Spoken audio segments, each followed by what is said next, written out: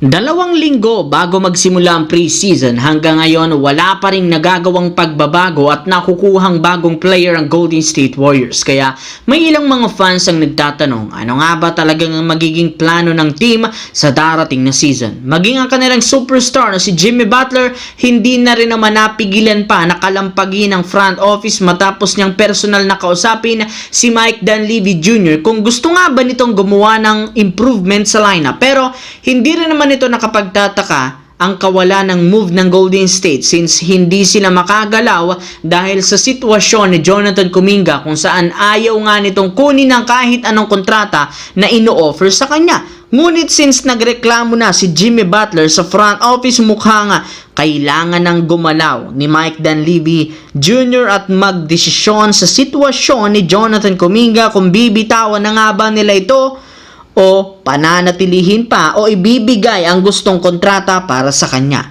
Samantala, halos karamihan sa mga teams at contenders sa Western Conference literal nagpalakas at kumuha ng mga bagong player. At kabilang sa mga lumakas ngayon ang Los Angeles Lakers, Los Angeles Clippers, Houston Rockets, Denver Nuggets, Dallas Mavericks at ang New Orleans Pelicans. Kaya siguradong magiging mainit ang magiging bakbakan lalo sa Western Conference. Siyempre, sa kabila ng karaming championship contender na maglalaban-laban sa West, hindi pa rin naman dito nauuga o natatakot ang superstar ng Memphis Grizzlies, si Ja Morant, matapos nitong sabihin sa interview na sa pangalawang beses na pagkakataon na maayos pa rin ang kanyang kalagayan ngayon. Fine in the West pa rin si Ja Morant sa darating na season. Kahit man nawala sa Memphis si Desmond Bane, ay nakakuha rin naman sila ng ilang mga veterano na mas makakatulong sa kanilang team para mas maging competitive sa Western Conference. Sa kabilang banda, inilabas na nga po noong nakarang araw ang ilang mga posibleng parusa ng NBA kapag napatunayan ang akusasyon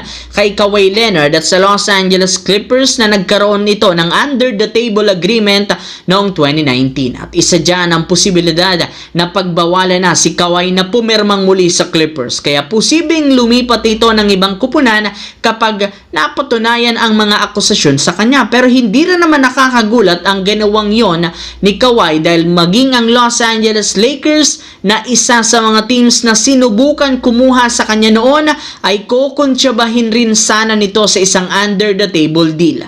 Base source, napakaraming bagay at kondisyon muna ang hiningi na Kawhi sa Lakers noong 2019 kagaya ng pagkakaroon niya ng part ownership sa team, private plane, house and lot at endorsement deal, which is tinanggihan mismo ni General Manager Rob Pelinka at ang team owner noon na si Jeanie Buss. Kaya mas pinili na lamang nilang kunin noon si Anthony Davis imbes na si Kawhi Leonard.